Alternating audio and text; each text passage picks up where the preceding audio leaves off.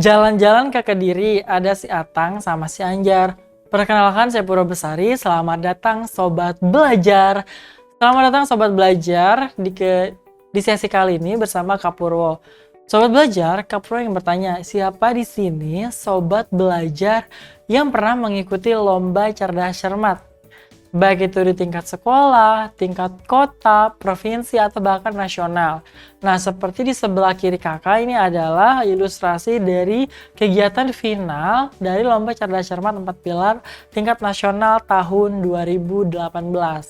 Nah, Sobat Belajar, salah satu babak yang terdapat di Lomba Cerdas Cermat adalah babak rebutan. Yang mana di babak rebutan ini pembawa acara menyampaikan satu pertanyaan yang harus direbutkan oleh setiap tim masing-masing dengan siapa yang memencet belt yang tercepat. Nah, namun di sini harus dipertimbangkan sekali karena ada sistem yang jika tim yang tersebut menjawab dengan salah, maka akan adanya pengurangan nilai. Sehingga di babak rebutan adalah babak yang kadang-kadang jika kita terus menjawab namun kita banyak salah, itu juga tidak bisa mengantarkan kita menjadi pemenang. Namun bisa jadi jika kita sering tidak menekan tombol atau misalnya kita tidak menjawab gitu kan, namun kita masih sama nilainya dari babak sebelumnya sampai nanti akhir babak, bisa jadi kita pemenangnya karena tim lain nilainya berkurang drastis karena salah menjawab. Nah, di babak rebutan ini ada yang namanya salah dan benar karena ada pengurangan penambahan poin, sehingga harus sekali diperhatikan yang namanya jawaban dari tiap tim di babak rebutan supaya tidak terjadi pengurangan poin. Nah, sama ketika kita memberikan sebuah jawaban harus ditentukan apakah ini jawabannya benar atau tidak ya, supaya tidak salah sasaran. Nah, materinya sesuai dengan apa yang kakak sampaikan, itu mengenai pernyataan benar atau pernyataan sesuai dan tidak sesuai atau salah dalam sebuah teks di UTBK. Hal itu harus kita perhatikan sekali karena supaya untuk menentukan apakah teks ini benar atau tidak dan kita menentukan jawaban yang benar. Nah, Sobat Belajar, karena belajar itu mudah, ayo belajar, jangan kemana-mana ya. Jangan lupa belajar, karena sekarang belajar itu mudah. Ayo belajar. Halo Sobat Belajar, kembali lagi bersama Kak Purwo. Nah, di sini Kak Purwo akan menyampaikan materi mengenai pernyataan benar atau salah, atau pernyataan sesuai atau tidak sesuai dengan isi teks. Seperti itu ya Sobat Belajar, oke? Nah, di sini kakak akan menjelaskan secara garis besar apa yang perlu diperhatikan ketika kita mengerjakan soal UTBK seperti ini. Yang pertama adalah pernyataan benarnya. Untuk mengetahui apakah pernyataan ini benar atau tidak, kita harus mengetahui dulu mengenai isi teks tersebut. Apakah pernyataannya sesuai dengan isi teks atau tidak. Jadi penekanannya adalah harus sesuai dengan pernyataan pada teks atau bacaan. Dan yang kedua, melakukan scanning kata atau frasa kunci. Jadi kita akan meng-scanning atau mencari kata tertentu atau kata kunci atau frasa kunci di opsi jawaban, lalu kita cari di teks atau bacaan yang tersedia, seperti itu. Kita langsung ke contoh soalnya mengenai pernyataan benar atau salah. Nah, ini ada teks. Nah, di sini Sobat Belajar langsung saja menuju kepada pertanyaannya ya. Jadi kita langsung mengetahui apa sih opsi jawaban yang ada. Nah, di sini yang ditanyakan adalah pernyataan yang tidak sesuai dalam teks. Nah, di sini adalah pernyataan yang tidak sesuai ya, berarti di sini adalah pernyataan salah ya. Nah, yang pertama di sini adanya kita setelah melakukan harus sesuai dengan teks, di sini kita harus menentukan frasa atau kata kuncinya ya. Setelah kita lakukan scanning di teks. Nah, di sini banyak generasi muda meniru kebudayaan asing. Nah, di sini kata kuncinya adalah meniru kebudayaan asing ya. Meniru ya, di sini kata kuncinya meniru ya. Lalu yang kedua adalah budaya Indonesia mulai tidak dikenal. Nah, tidak dikenal. Lalu yang ketiga, sikap generasi muda hanya cocok dengan kebudayaan Indonesia. Nah, hanya cocok. Lalu yang D, budaya memakai pakaian mini memberikan pengaruh negatif bagi generasi muda karena tidak sesuai dengan budaya Indonesia. Nah, di sini frasa uniknya adalah pakaian minim ya. Pakaian minim memberi dampak negatif karena tidak sesuai. Nah, karena tidak sesuai ya. Oke. Lalu yang E, generasi muda Indonesia tidak meminati dan melestarikan budaya sendiri. Nah, di sini berarti yang uniknya adalah tidak meminati ya. Dan di sini adalah melestarikan, tidak meminati dan melestarikan. Oke. Kita akan melihat dari opsi opsi A ya, meniru kebudayaan. Dan lalu yang opsi B adalah budaya Indonesia mulai tidak dikenal oleh generasi muda.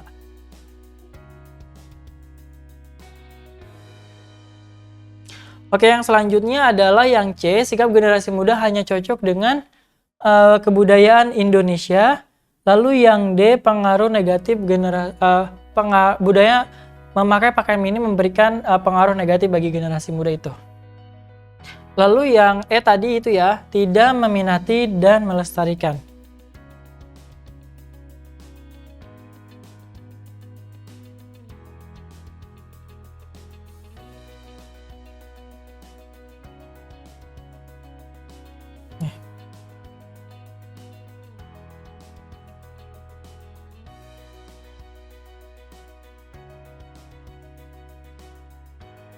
Oke, yang pertama adalah kata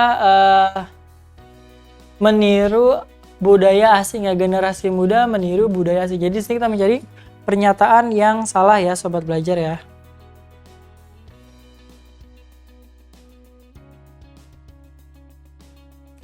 Oke, di sini kita akan membaca dulu.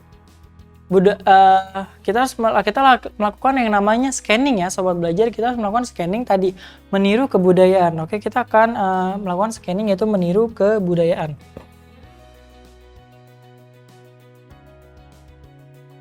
Oke, meniru kebudayaan, kita akan melakukan scanning, meniru kebudayaan. Kita akan melakukan scanning, meniru kebudayaan. Nah, kita sudah mendapatkan meniru ternyata terdapat di kalimat 6, meniru kebudayaan. Kita akan membaca lagi, tadi opsinya mengatakan generasi muda banyak meniru kebudayaan asing. Nah, di sini di kalimat 6, dewasa ini banyak generasi muda yang meniru budaya barat seperti berdandan ala selebritis. Nah, jadi sama ya pernyataannya. Jadi ini bukan opsi yang tepat, yang opsi A tadi, karena yang diminta adalah pernyataan salah seperti itu. Jadi ini tidak tepat. Salah. Opsi A. Lalu opsi B, kata kuncinya adalah generasi muda tidak memerhatikan budaya asing ya. Banyak generasi muda tidak meminati budaya asing. Kita akan lihat ya. Meminati. Kita akan lihat ya. Nah, di sini kata yang ada adalah diminati. Nah, kata di opsi B yaitu generasi muda tidak meminati, yaitu adalah kata kerja aktif. Sementara di opsi kalimat 2 diminati, jadi dirubah struktur kalimatnya ya, jadi aktif menjadi pasif seperti itu. Namun kita lihat pernyataannya, masuknya budaya asing membuat banyak generasi muda masuknya budaya asing membuat budaya Indonesia tidak lagi diminati oleh generasi muda. Sama ya maknanya, hanya beda strukturnya saja. Jadi ini juga pernyataannya benar dan otomatis untuk menjawab pertanyaan tersebut salah karena kita mencari opsi atau pernyataan yang tidak sesuai. Oke, kita masuk ke yang C.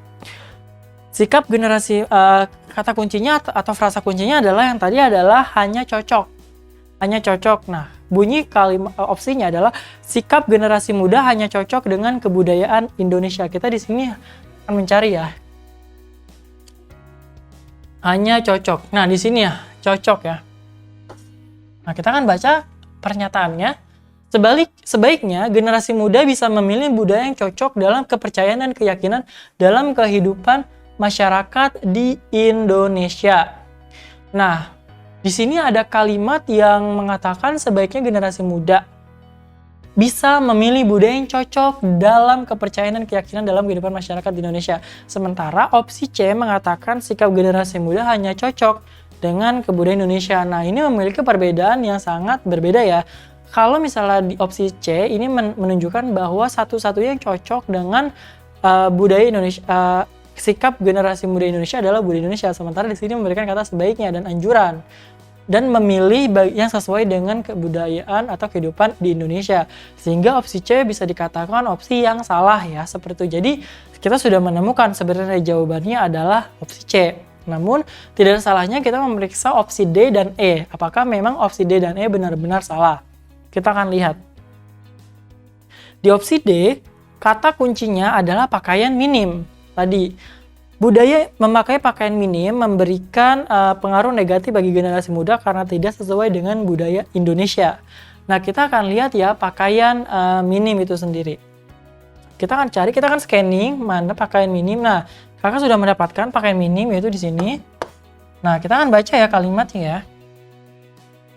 Mereka menggunakan pakaian minim dengan bahan yang sangat tipis, padahal cara berpakaian seperti itu sangat tidak dianjurkan oleh kebudayaan kita. Nah, di sini ada kalimat budaya memakai pakaian minim memberikan pengaruh negatif bagi generasi muda karena tidak sesuai dengan, nah benar sekali ya, karena tidak sesuai dengan kebudayaan kita sendiri atau kebudayaan Indonesia. Jadi masih memiliki makna yang sama.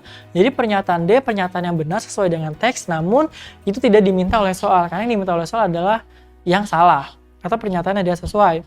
Opsi E yaitu meminati dan melestarikan budaya sendiri ya, meminati dan melestarikan budaya sendiri. Nah, kita akan cari di scanning yang kata melestarikan. Nah, di sini sudah ada ya melestarikan ya. Nah, kita akan membaca di opsi E, pernyataannya seperti ini sobat belajar. Generasi muda Indonesia tidak meminati dan melestarikan budaya sendiri. Kita akan lihat. Tidak banyak generasi muda yang melestarikan budaya bangsa dengan mengenakan pakaian yang sopan sesuai dengan kepribadian bangsa dan istiadat. 1. Nah, kita akan lihat lagi. Nah, tidak ada ya, berarti opsi 11 atau kalimat 11 adalah kalimat satu-satunya yang terdapat kata melestarikan dan memiliki makna yang sama ya. Generasi muda tidak lagi meminati dan melestarikan budaya sendiri atau budaya Indonesia. Jadi benar, opsi C adalah opsi yang tidak sesuai dengan isi teks atau pernyataan di opsi C tidak sesuai dengan isi yang ada pada teks tersebut. Jadi opsi C adalah jawabannya. Nah, jadi opsi C adalah jawabannya ya sobat belajar.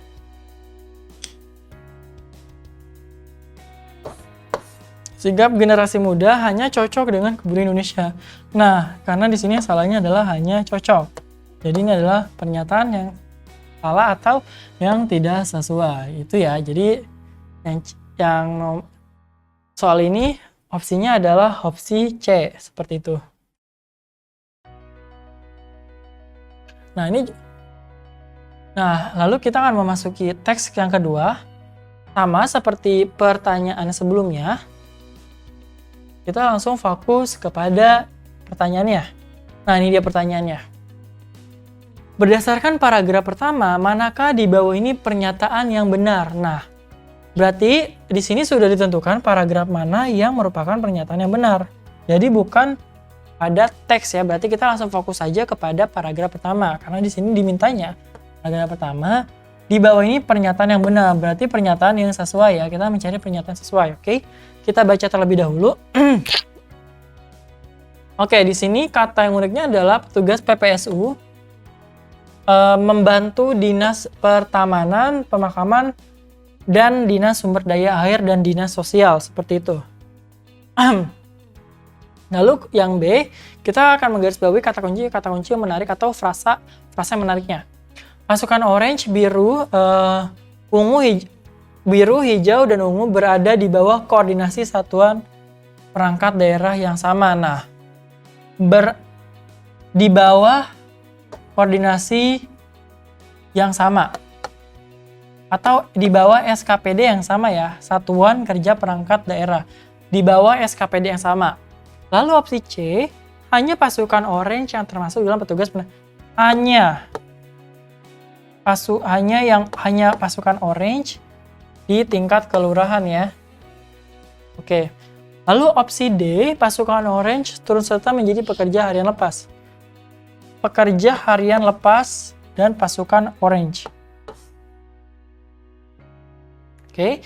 Lalu opsi E, jalan rusak, saluran mampat, pohon tumbang, timbunan sampah, penerangan jalan dan gelandangan wajib ditangani oleh petugas. Nah, wajib dengan petugas PPSU ya.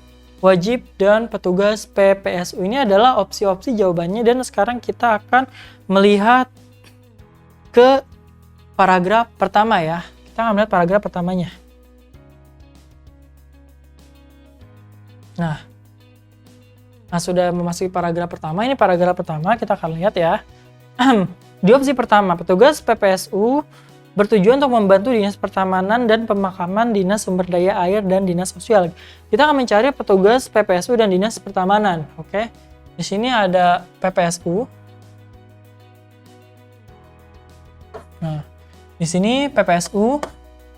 Lalu selanjutnya kita mencari tuh Dinas Pertamanan, Pemakaman, Dinas Sumber Daya Air. Kita akan melakukan scanning. Kita akan melakukan scanning ya Sobat Belajar untuk menentukan yang mana saja. Nah, kita sudah menemukan ternyata ada di kalimat 7. Nih, Dinas Pertamanan dan Pemakaman, Dinas Sumber Daya Air, dan Dinas Sosial. Kita akan lihat kalimat 7. Adapun pasukan lain yang juga disebut pekerjaan lepas berturut-turut berada di bawah Dinas Pertamanan, Pemakaman, Dinas Sumber Daya Air, dan Dinas Sosial. Berarti opsi A itu salah karena bukan petugas PPSU yang berada di bawah naungan Dinas Sosial, Pertamanan, Pemakaman, Sumber Daya Air, dan Dinas Sosial. Jadi opsi A salah karena yang benar adalah petugas atau pekerja harian lepas. Lalu opsi B,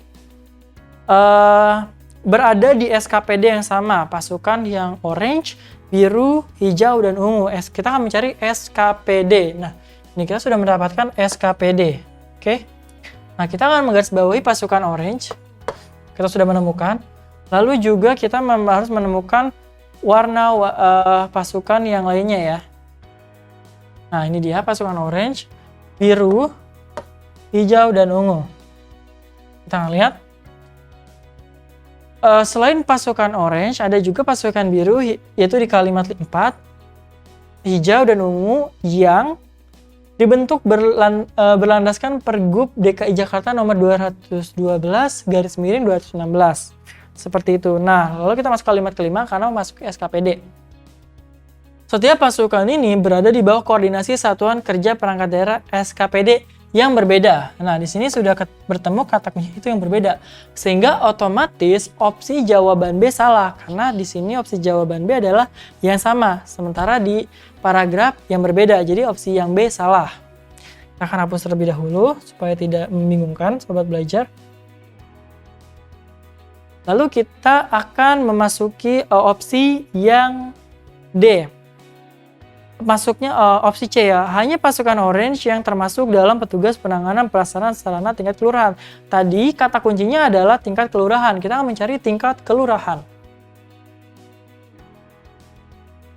Kita akan melakukan scanning untuk mengetahui mana tingkat kelurahan. Nah, di sini ya tingkat kelurahan ya.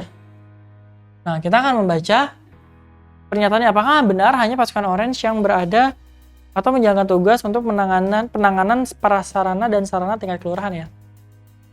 Penanganan prasarana dan sarana umum PPSU telah hadir di ibu kota sejak 2015 lalu melalui Peraturan Gubernur DKI Jakarta nomor 169 tahun 2015 tentang penanganan prasarana dan sarana tingkat kelurahan. Seperti itu.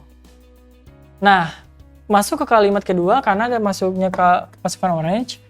Mereka identik dengan sebutan pasukan orange berkat seragam yang dikenakan selama berdinas. Jadi benar ya, mereka ini adalah pronomina dari orang-orang yang menangani penanganan prasarana dan sarana umum. Seperti itu. Jadi pernyataan C adalah pernyataan benar karena hanya pasukan orange yang termasuk dalam petugas penanganan prasarana sarana tingkat kelurahan. Karena sisanya yang lain adalah pekerja harian lepas dan berada di SKPD yang berbeda. Tadi kan sudah kita bahas ya. Jadi pernyataan C benar. Jadi itulah jawabannya untuk soal tadi. Namun kita akan melihat kenapa opsi D atau E salah. Dan kita akan memastikan apakah benar-benar opsi C adalah opsi yang paling benar ya. Kita akan melihat kata kunci di opsi D adalah pasukan orange turut serta menjadi pekerja harian lepas PHL yang berada di bawah dinas. Oke, kita akan mencari kata kuncinya adalah PHL. Nah, ini dia pekerja harian lepas.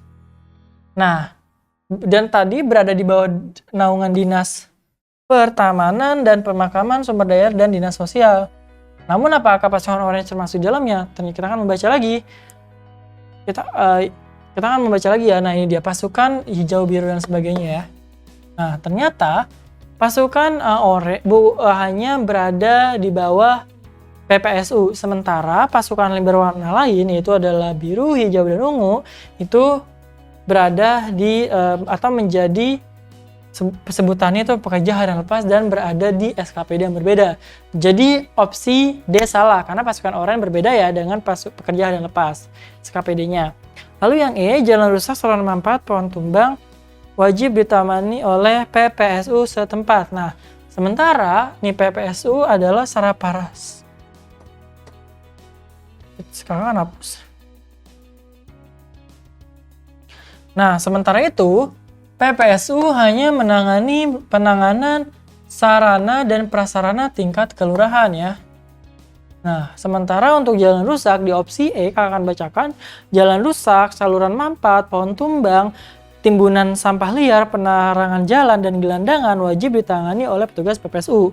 Sementara PPSU adalah prasarana sarana tingkat kelurahan. Nah, permasalahan tadi yaitu jalan rusak, saluran tersumbat, pohon tumbang, timbunan sampah liar, penerangan jalan, dan gelandangan merupakan tugas dari pekerja harian lepas. Seperti itu. Jadi itu ya menjadi tugas dari petugas harian lepas, bukan pasukan orange. Nah, itu dia jawaban untuk pertanyaan berdasarkan paragraf pertama. Manakah di bawah ini pernyataan yang benar? Itu adalah yang benar adalah opsi C, seperti itu. Karena yang lain adalah salah jawabannya ya.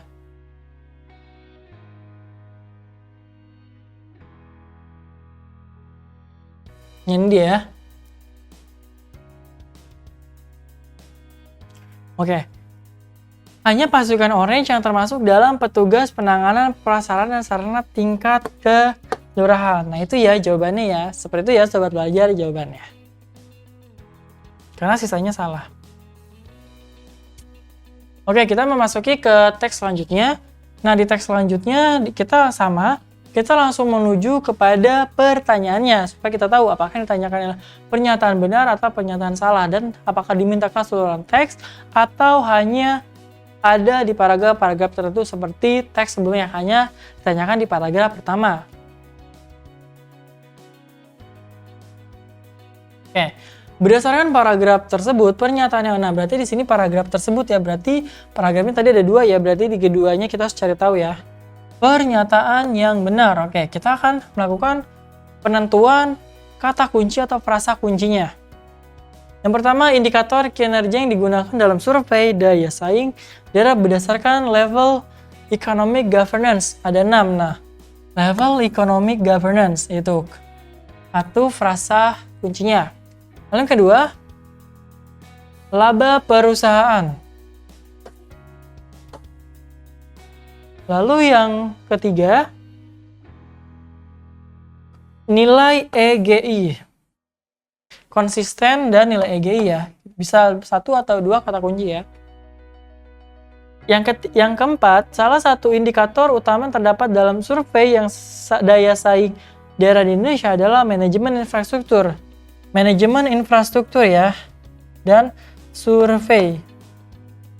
Lalu yang E, survei lembaga KPPOD dilakukan di 243 kabupaten atau kota yang tersebar di 10 provinsi, 243 kabupaten, kota, dan juga 10 provinsi. Kita akan mencari tahu di paragraf tersebut dengan opsi yang pertama yaitu opsi A, economic governance. Nah, kita akan mencari ya di mana economic governance. Nah, di sini kita bisa menentukan ternyata economic governance ada di kalimat pertama. Ini dia, level economic governance ya. Kita akan membaca opsinya yaitu adalah indikator kinerja yang digunakan dalam survei daya saing daerah berdasarkan level economic governance ada 6 ya. Ada 6 ya, kita akan cari lagi. Kita akan membaca lembaga KPPOD bekerja sama dengan USAID dan The Asian Foundation atau TAF mengadakan survei daerah berdasarkan level economic governance. Oke. Nah, lalu kita memasuki kalimat selanjutnya. Survei tersebut dilakukan di 243 kabupaten atau kota yang tersebar di 15 provinsi di Indonesia. Indikator kajian digunakan adalah manajemen infrastruktur, aksesibilitas, kepastian lahan, dan program pengembangan. Nah, ini indikator yang digunakan ya. Di sini dikatakan indikatornya ada 6 ya. Kita akan hitung ya. Di sini indikatornya pertama adalah manajemen infrastruktur, aksesibilitas, kepastian lahan, dan program pengembangan sektor swasta. Oke. Nah, lalu terdapat 4 indikator lain. Jadi ada 1, 2, 3, 4, dan ditambah 4. Berarti bukan 6, tapi 8 ya. 8 indikator. Berarti pernyataan A salah, karena di sini dikatakan berdasarkan level economic governance ada 6. Berarti bukan ya, salah. Lalu masuki opsi yang kedua, yaitu adalah laba perusahaan. Nah, di sini kita akan mencari pembobotan dan laba perusahaan. Ya, kita akan mencari pembobotan dan laba perusahaan. Oke. Nah, di sini ada kata pembobotan. Di kalimat 6 kita menemukan kata pembobotan ya, pembobotan.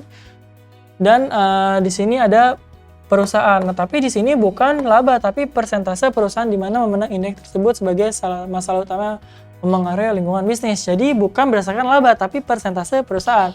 Jadi opsi B juga salah. Lalu opsi C, terdapat lebih dari, yaitu adalah konsisten dan nilai EGI. Kita akan mencari nilai EGI. Nah, nilai EGI ada di kalimat 5 ya. Nih, atau Economic Government Index. Ya. Berdasarkan hal tersebut disusunlah indeks tata kelola ekonomi atau Economic Governance Index atau EGI. Nah, di sini pernyataan opsi C adalah terdapat lebih dari 4 provinsi yang konsisten. Kita akan melihat ya, apakah ada 4 provinsi. Nah, di sini tidak. Nah, di sini kita akan melihat ya, ada EGI juga. Nih, konsisten memperoleh nilai EGI. Masing-masing permasalahan ini diberi bobot secara berurutan, yaitu 30%. Dan berdasarkan hasil survei terdapat 4 provinsi yang... Nah, di opsi C terdapat lebih dari 4 provinsi. Sementara di sini terdapat 4 provinsi. Berarti hanya 4 provinsi. Berarti bukan lebih dari 4 provinsi. Oke, itu dia. Jadi jawabannya bisa dikatakan yang C salah dan bisa dikatakan yang benar adalah opsi D. Seperti itu. Itulah jawaban dari pembahasan soal pernyataan benar atau salah. Oke sobat belajar, karena belajar itu mudah, ayo belajar!